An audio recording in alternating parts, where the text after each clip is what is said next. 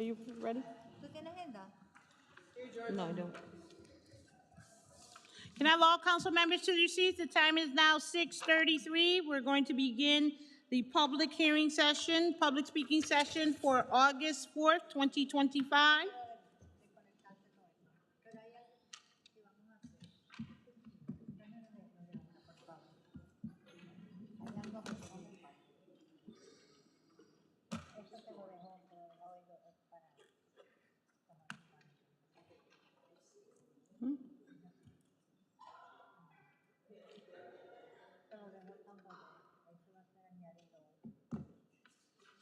Okay. Welcome, everyone. Today is August 4th. Welcome to the Bridgeport City Council public speaking session. I hope you've had a good summer. It hasn't been too hot lately, but we're going to wait for Madam Clerk to be prepared, and we will do the roll call. Are you ready, Madam Clerk? I am, thank you. I'll light your light. ¿Ya?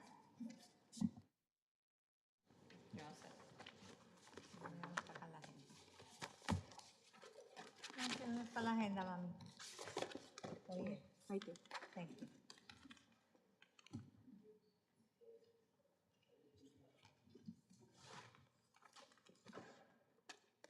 Scott Burns, Matthew McCarthy, Jorge Cruz,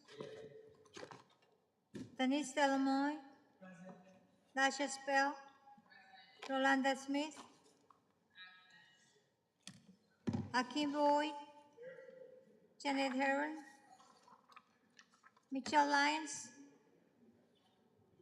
Amy Marie Bishop Anisha, Mary McBride Lee, Richard Ortiz, Alfredo Castillo, Frederick Hodges, Aida Nieves, Maria Valle, Maria Pereira, Samia Suleiman, Eneida Martinez, Ernest Newton.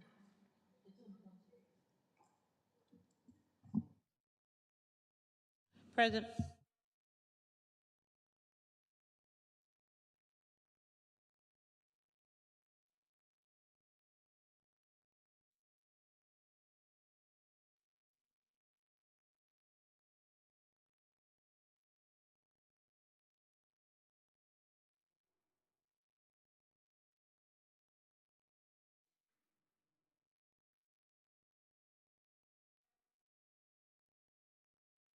Okay, thank you very much. If this is your first time public speaking, I'm just going to read the public speaking ground rules out to you. When signing up, persons shall identify the subject on which they will be speaking on with the subject matters on that meeting's agenda preferred. Such requests shall be honored on first come, first served basis. In addressing the city council, speakers shall confine their address to their listed topic or subject matter. Refrain from personal character or political attacks on council persons or other persons. Be courteous and not use unbecoming, abusive, inflammatory, defamatory, or unparliamentary language, and shall avoid personalities. Any speaker who violates these rules of decorum may have hers, their opportunity to address the city council at this and future meetings suspended or revoked by the council president. If you are suspended or revoked under this rule, do not sign this sheet as you will not be called upon. At this time, we have 4 speakers who have signed up electronically, and then we have 3 speakers off the floor. I will call you in that order and make sure that you say your name and address for the record. Thank you, and you have 3 minutes. The buzzer will ring to let you know that your time is up. The first speaker for the evening is Ms. Faith Sweeney. Ms. Faith Sweeney, you have the floor. The mic is already on.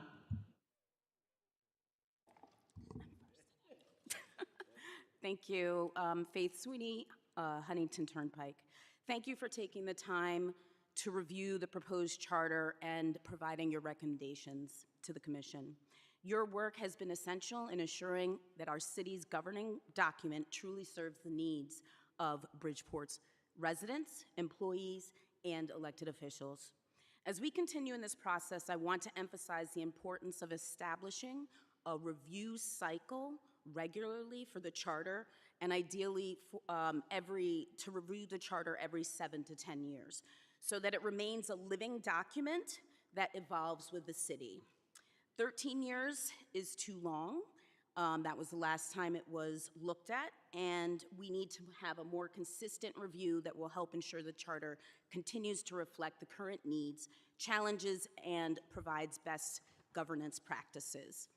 I also want to restate the importance of the Municipal Office of Ethics proposal, not only to have it fully funded with a director, but also consider the outside counsel for this.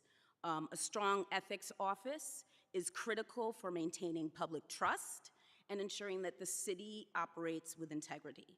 And lastly, I ask that you as city council members lead the effort to educate the public about the charter, what it is, why it matters, and how changes might impact the communities. A well-informed community is an empowered community, and increasing public understanding will ultimately lead to better civic participation and build a stronger foundation for our city to thrive. Thank you for your time and your service to the people of Bridgeport, and I appreciate your time tonight. Thank you. Thank you very much, Ms. Sweeney. The next speaker is Adriana Aristy. Adriana Aristy, if she's with us. The next speaker is Cecil Young. Mr. Cecil Young, you have the floor, Mr. Young. Good evening. First of all, I want to thank you again for allowing me to speak to the council. As you know, I've been coming here for about 15 years trying to get you to investigate the allegations of my unjust termination. You know, what troubled me is that here it is, you have two of our city council persons, Anita Martinez and Ernest Newton, who asked likewise the mayor's office to address this concern, which is to see if whether or not the city was justifiable in terminating me. Now, as an ex-city employee with the city of Bridgeport for 27.5 years, I would like to think that the whole city council, I'm sure they have a copy of the documents that Ernest Newton and Anita gave me, and if you don't, I will make sure you get a copy. But the copy basically is requesting that someone look into these allegations, see if the city was justifiable in terminating me. And I'm asking, if you find that the city was justifiable, say that. If you find that the city was not justifiable, you need to say that too as well. I would like to think that my two city councilors, when they say something on my behalf, as a taxpayer, as a homeowner, that they would be willing to get a response back from the mayor's office that would meet the needs that he requested. And that's all I'm asking for. So I'm pleading with the mayor as well. Mr. Mayor, I know you're in the back. If you're not in the back, your spirit's in the back. Would you please consider responding to what Councilman Newton and Councilman Anita Martinez requested? Okay? As we all say, we all deserve a second chance. I deserve a first chance because I never had a second chance because I never got through the first chance. And all I'm saying is that I deserve my rights to be heard. I desire my justice to be served. And if I'm wrong, send me home like I said before. I also want you to tune into Soundview Media, and you can look me up on YouTube.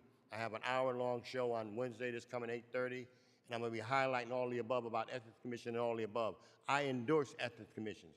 Okay, it's sad that we have to have that because as far as I'm concerned, you should be the Ethics Commission because you were duly elected to respond to all of our needs. Okay, and it's a shame that we have to be caught up where we have to follow the mayor's command whether we want to or not. And I think that is part of the problem here. I think that if you were really speaking to God and speaking on behalf of God, you would call it as you see it. And I'm asking you to do what God put you in a position to do, which is to honor that oath. That oath was to speak truth to power, not to honor Cecil Caesar Young, but to honor his rights. Okay, honor me as an American, as a taxpayer.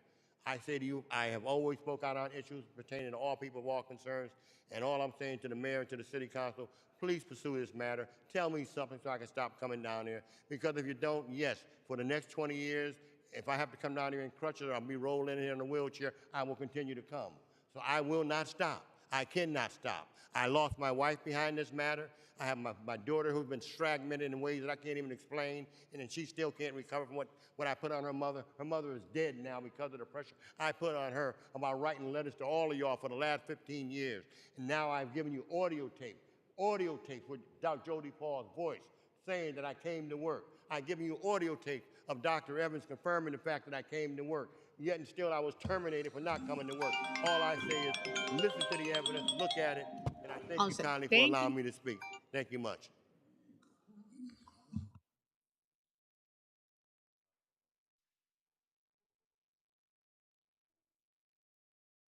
The next speaker is Mr. John Hosier. Mr. John Hosier.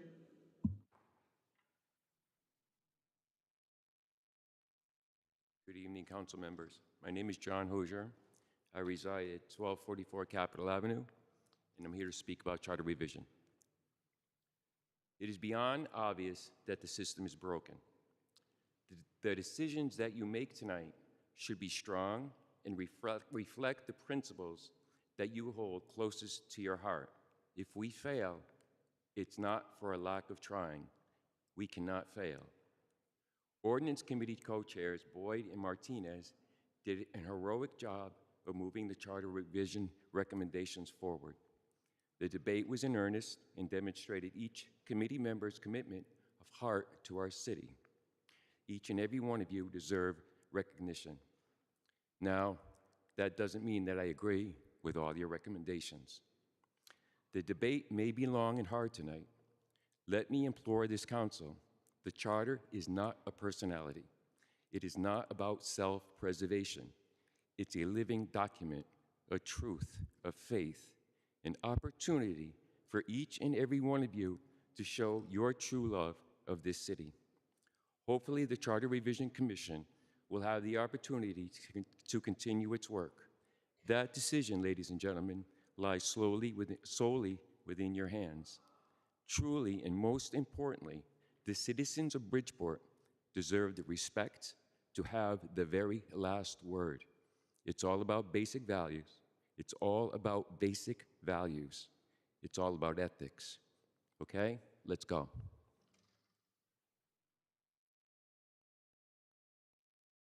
Thank you very much, Mr. Hozier. The next speaker is Maria Pereira. Ms. Maria Pereira, you're next.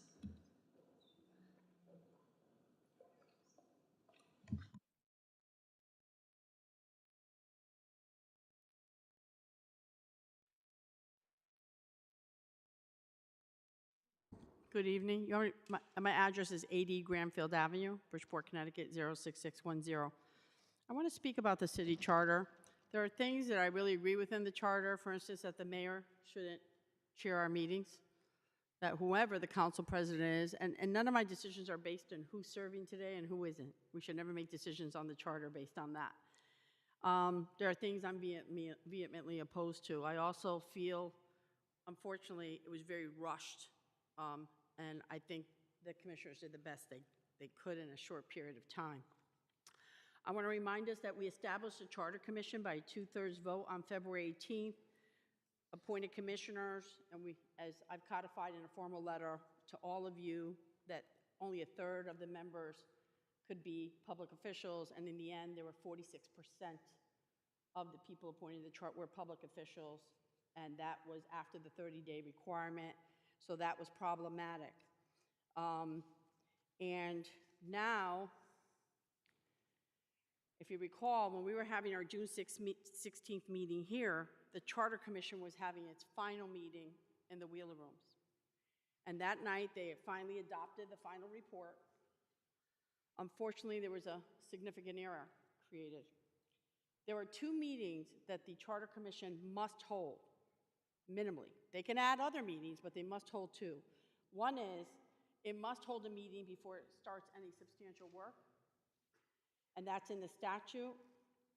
And under section 7-191A, once the commission voted to adopt that report on June 16th, and before they submitted it to us through the city clerk, they were required to have a hearing.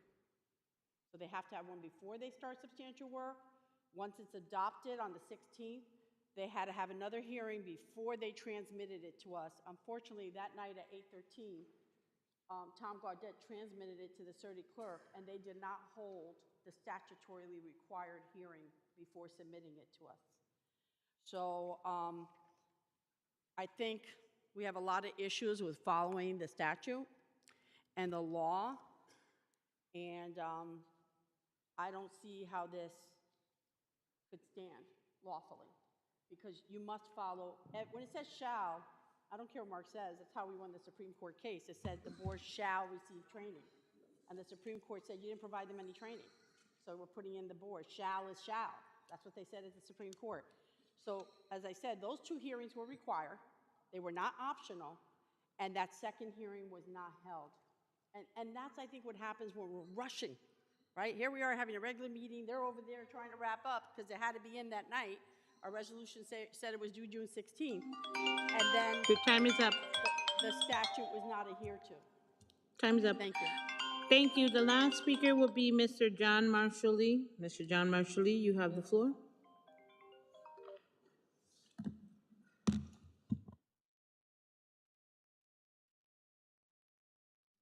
John Marshall Lee, 30 Beacon Street, Bridgeport, Connecticut.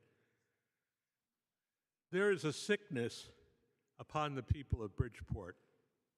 You know about it, but don't regularly attend to the sickness, perhaps because you sit as a practitioner of the art of politics rather than governance.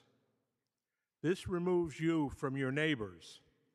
You are the elect, a small number of residents made important to city affairs, elected for the most part as Democratic-endorsed candidates, a party without policy, or as I discovered as a Charter Review Commissioner recently, 20 fellow citizens whose duties show no currently stated purpose in the existing charter.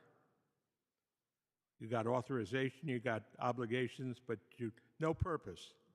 Some of you have been seeking large or long terms and compensation, but reject any change in the number and responsibility for district representation or at-large duties.